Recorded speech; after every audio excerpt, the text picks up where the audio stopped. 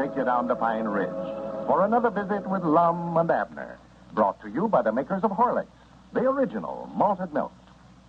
And now, before we go down to Pine Ridge, I'd like to tell about a simple, safe, efficient reducing plan that nutritionists have worked out. It's called the Horlick Weight Control Plan, and it consists simply of drinking a good glass full of Horlick's malted milk, either hot or cold, in place of your regular noonday luncheon. That's simple enough, isn't it?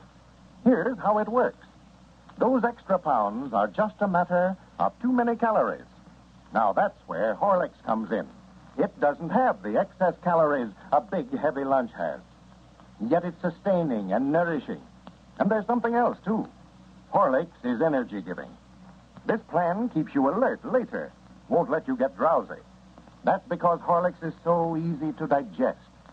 And remember, the Horlick plan is a safe plan. You can always be sure about Horlicks. It won't affect your health as radical weight-reducing plans do.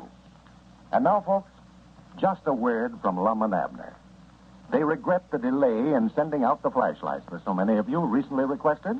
The fact of the matter is, such a lot of you sent in that the flashlight factory, as we said before, just can't make the flashlights quickly enough. But, of course, if you sent in for one, you'll get it just as soon as the factory can possibly make it. And Lum and Abner assure you that it's well worth waiting for. And now, let's see what's happening down in Pine Ridge. Abner didn't know what he was getting into when he agreed to furnish supplies for the circus that is playing in Pine Ridge this week. His stock of merchandise is now completely exhausted, and he has no cash with which to replenish it. The only security that he has for the debt is a mortgage on the animals in the show, and he certainly has no use for them, as he has more on hand now than he can feed. As we look in on Pine Ridge today, we find Lum and Abner down at the Jot 'em Down store. Abner is making friends with a parrot, which he acquired yesterday, to add to his collection of livestock. Listen. Come on now. Say it now. Say, Polly wants a cracker. Say it. Did you hear that, Lum? No, I weren't there. I said, say, Polly wants a cracker. He said it. Yeah, listen to that. Said, you bet, Abner. Did you hear him? For goodness sake. That's the cutest thing I ever seen in my life. That's the way Polly talks. Come on now. Hey, that little rascal, I'm going to get you a cracker if it's the last thing I ever do. One to goodness, Abner. That's all you did today. Sit up and talk with that blame parrot. I'm going to wring his neck and throw him out the back door if you don't You get ain't it. going to do no such a thing. Well, get him on out of here. I'm tired of hearing that jabbering. I wouldn't take nothing for this parrot. That's all you did all day is fuss at me about talking to him, too. I don't know which is the worst, you or the parrot. Yeah, come on, Polly. I'll take you on out back here in the feed room. Someday I'll get me a store of my own. I'll just put you in there and me and you just talk all day. Come on. Hello? This is the Jot 'em Down store. Lum Eddard's talking. I know his Lum when I set him down. Shut up, Abner. I'm talking on the phone. I never seen what he's doing. Oh, yeah. Yeah, just a minute. Hold the receiver. Here, Abner, it's for you. Who is it? I don't know. They never said. Yeah, if there's somebody else complaining about my stock getting out, I'm just going to hang up right smack in their ear. That's what I'm going to do. Here. Hello? Oh, well, hello, Colonel. It's the manager of the circus. Oh, yeah, that's who I allowed it was. Yeah, Colonel, I'm sorry, but I just ain't got no more feed. Well, I ain't even got enough to feed my own stock here that I've traded for. Well, I could if you'd pay me what you owe me, but I just ain't got the cash to buy none with now. Uh-huh. Well, I don't know what to tell you to do, hardly. If I did know, I'd do it myself. I'm in the same fix you're in. I got a bunch of animals over here of my own to feed. Well, the trouble is I'm out of groceries, too. Yeah. No, I ain't got a thing left on my shelves. I'm just clean out. I swapped the last dab of groceries I had this morning for a cage full of pet squirrels. Uh-huh. Well, you might try Dick Huddleston's store. He might let you have it. Oh, you did, huh? Yeah, I know. He's awful strict about letting stuff out on the credit. Who? Yeah, he's got some groceries here, but he ain't got no feed for your animals. I bought all the feed he had off of him. Yeah, well, wait a minute, I'll let you talk to him. Here, now, my son wants to talk to you. He wants to buy some groceries. No, I don't want to sell him nothing on a credit. That outfit's just about ready to blow up. Well, get up here and tell him in. He wants to talk to you. Tell him I ain't here. I've done told him that you was here. That's right.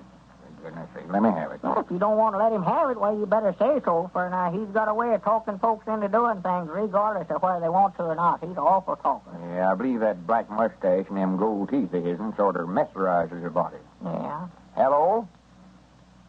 Yes, sir, this is him. I wish that third of mine listened to him. I believe he could mock you. Well, I'd love to, but you see, I'm... Yeah, I know you are, but I'm running a strictly cash store. Uh-huh. Oh, yeah, if I knowed I'd get my money in 2 days, but... Well, of course, that's different. I never knowed that. Uh-huh. Why, sure. Yeah. What all was it you was wanting to get? What's the matter? What did you slap a receiver up in his ear for? And that was the only way I could figure out of it. I seen I was weakening. That's the out-talkingest feller I ever seen in my life. He'd talk the shirt right off in the feller's back. Oh, I thought he was wanting to buy some groceries. That's what he's talking to me about. That's what he's talking to me about, too. I thought he said that he was trying to talk you out of your shirt. Well, he would have been if I'd let him have them groceries on a credit. You mean if you let him have them groceries on a credit that you'd had to throw your shirt in, too? No, Abner, the shirt ain't got nothing to do with the groceries. That's just an expression, just an old lettered saying. Somebody's got a smooth line of talk that way, you ought to say he could talk somebody out of the shirt on their back. Yeah, but now he's so fat, Lum. I don't believe that your shirt would fit him. Why, of course it wouldn't. Yeah, he's crazy, ain't he? Well, why didn't you just tell him that your shirt wouldn't fit him? He never asked me nothing about my shirt. Where did you get the idea then that he was trying to talk you out of it? I never said he was trying... Never mind. Just let it go. Let it go. Many pretty silk shirts that he's been wearing around here and then trying to talk you out of that and you're wearing it. What'd he offer you for it, Lum? He never offered me nothing. Well, I'll swan to goodness. Well, I never thought he'd go around begging for old clothes that way. If he'd cut out smoking so many of them big cigars, why, he might get enough money to buy him a new shirt. Abner, if you say shirt one more time, I'm going to whop you one. Don't reckon that gold of mine got down there to the circus and ate up his. Ate up what? And I can't say it. You said you was going to whop me one if I said sure there another time. Yeah, and I will, too. And if he tries to put in a complaint for damages, I can just credit him with what he owes me. I know I ain't going to pay him no cash money. I know that. Well, that goat of yours never had up no shirts of his. Now, I don't know now. He got over there in Beulah Phillips's yard and had up 2 of her dresses right off in the clothesline. He picked a bad day to get loose. Wash day that way. I'm glad you got all your stock rounded up. I never heard so many folks making complaints in my life as there was around here yesterday. Oh, yeah, they scattered all over town, looks like. Went every place. But that's one way of getting them fed, though. They hadn't have got out and got in the gardens around here, well, I don't know what I would have fed them last night. That's the reason I weren't in no hurry to get them locked back up again.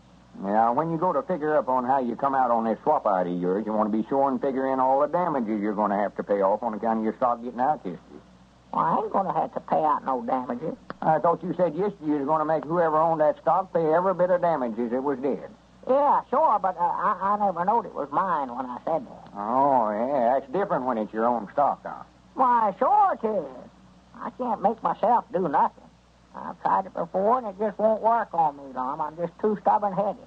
I just can't scare myself by threatening to throw me in jail like I can other folks.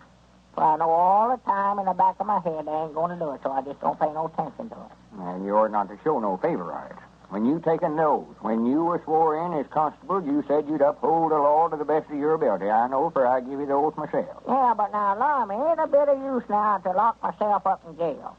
I've got the keys, and I know what I do. I'd break right out again. Just break out just as fast as I put myself in. You see, it's different. Wait a minute. Here comes Dick Huston. Look at that. Reckon what he's in such a hurry about. Well, I don't know. Excited about something, looks like. Yeah. I hope my stock ain't broke out again. Well, howdy, Dick. Yeah, come in, Dick. Come in. What's the matter? Oh, nothing much, Lum. Abner, you let that circus bunch have some stuff on a credit, didn't you? Yeah, I furnished them their feed and groceries till I run out here. Yeah, they just now called up on some more stuff. Even tried to get me to sell them some stuff on a credit, but I just told him point blank that I didn't think he was good for it, and I just wouldn't let him have it. Yeah, well, they called me down to the store, too. And he seen he was up again a pretty smart businessman when he was talking to me. Yeah, well, you was wise there, Lum. How much do they owe you now, Abner? Why, I figured it up this morning. I got it here on a slip somewhere. Let's see, where did I put that thing? Yeah, here it is. Well, let's see now. All the groceries and the feed that I let them have come to $282.40. I ain't made no mistake. Now, you made a mistake when you let them have it. You better get over there and get your money, Abner. Oh, they ain't going to pay me till they get ready to leave town. Yeah, well, from the looks of things, they're ready to leave right now. They're taking down their tents and packing up everything over there. There. Yeah, well, I reckon the colonel's figuring on coming by here on his way out of town and settling up with me. Yeah, well, I wouldn't wait for him, Abner. You better go over there right now and demand your money. That's what you better do. Yeah, more than likely they're trying to slip out of town without paying you. I told you all along you was going to lose money on them, Abner. Well, here, I've got a mortgage on all them animals over there. I know they're worth more than $282. Well, I don't know what you'll do with them, but if you want them, you better let me make out some taxman papers and you go over there and serve them on them right now. Yeah, that's the thing to do, Abner. Be sure that you're protected over there. Doggers, make them out. And when Cedric gets back, well, tell him to come on over there to the circus ground. Help me fetch them animals back over here, Lum. Doggers, I will have a collection now, sure enough. Lions and elephants and camels and zebras and everything. Well, Abner may get those animals, but we bet it'll be no circus to feed them. In the minute or so that we have left, I'd like to read a grand letter to the mothers in our audience tonight. It's from Mrs. E.F.C. When my baby was born, she writes, I was determined that I should nurse him myself. I stopped drinking coffee and tea and started to drink Horlick's malted milk with all my meals. Between meals, too, and at bedtime. As a result, I was able to nurse my baby for 10 whole months. Today, he has a record of never having had one sick day. Last summer, he received first prize at the baby show for being the huskiest, healthiest baby there. Many of my friends predicted I would put on weight that would be difficult to lose, but I didn't gain a pound. Both baby and I continue to drink Horlicks. He likes it better than anything else. I do hope that other mothers can profit from my experience. Yours truly, Mrs. E.F.C. Well, thank you, Mrs. E.F.C. We hope so, too. Horlicks certainly is a fine food drink for nursing mothers. That's why so many medical and child-feeding authorities have recommended it for almost 50 years. This is Carlton Brickert speaking for Lum and Abner and Horlicks, who now bid you all good night and good health.